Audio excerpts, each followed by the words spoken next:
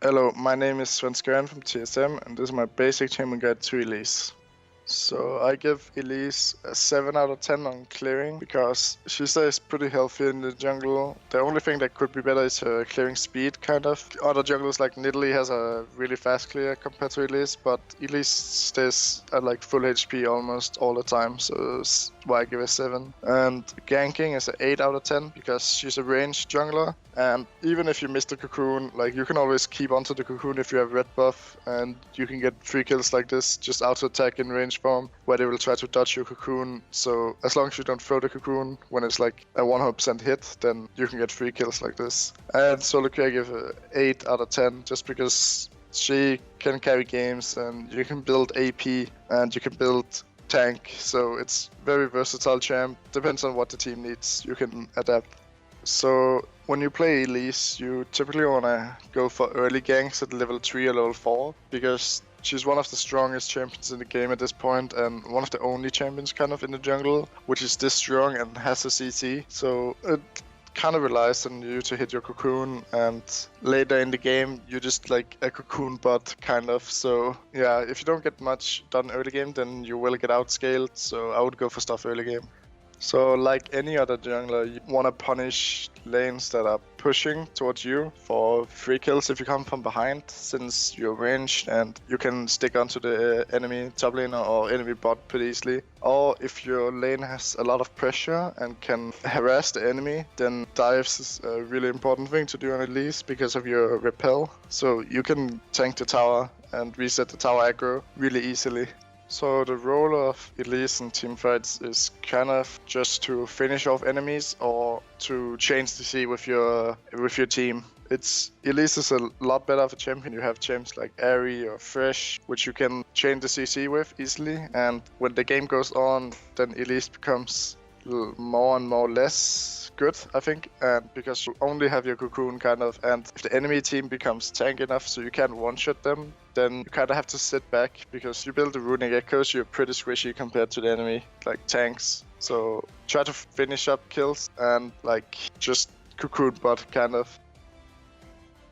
So runes on Elise, I go 2 AP quints, 1 armor quint, 9 attack speed marks, 9 HP per level seals, and 9 AP at level 1 glyphs. Okay, so I like to go the scaling health in glyphs or in seals because you don't really take any damage in jungle. You use your spiders to tank, and the attack speed and AP just makes you a really strong early game jungler. You have a lot of power. So on Elise you can go a lot of different rune pages. You can, for example, go like split pen reds, magic and armor pen, and CDR per level in glyphs.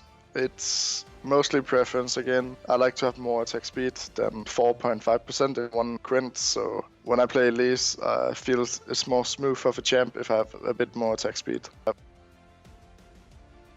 So on Elise, I like to go 12, 0, 18, and I go the natural talent over vampirism and oppressor, just because you already clear pretty good and don't need to sustain, and oppressor is just better than bounty hunter. And I go the swiftness over legendary guardian, because you're typically not as tanky because you go runic echoes, so you don't get as much value out of the armor and magic resist. So the tenacity is just better. And I go for strength of the ages because if you don't have this mastery, you're just 300 HP behind the enemy jungler, and it's really important to get those 300 HP. So in solo queue you can typically go like 12, 18, 0 and go for the Thunderlords because it's not as important to have the HP in solo queue, and you can be more selfish in solo queue and try to carry your team like this with more damage. But since Thunderlords got nerfed some time ago, Precision got nerfed, then everyone just found the most optimal mastery, and that's Strength of the Aegis.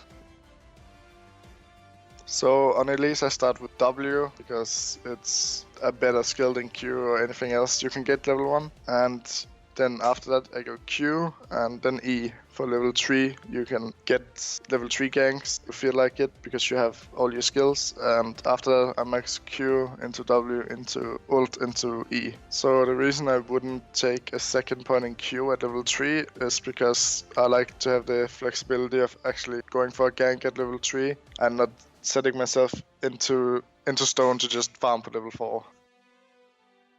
So on Elise, I would go Tracker's Knife into Runic Echoes, into typically just a full tank build or Rylai's Abyssal if you're really fat, but usually just Randuins and Banshee's Veil or Locket, stuff like this. It's pretty standard, but I go Runic Echoes over Cinderhulk on Elise because I feel like if you go with the damage, then you're just a lot more impactful in the game. So you can go for the Haunting guys, upgrade Legendaries as well. If the enemy team has a lot of tanks and a lot of HP, then it's pretty good. But if they don't, then I wouldn't usually go for this item. Thanks for watching this basic champion guide. Make sure to check out the rest of the guides over at lolclass.com.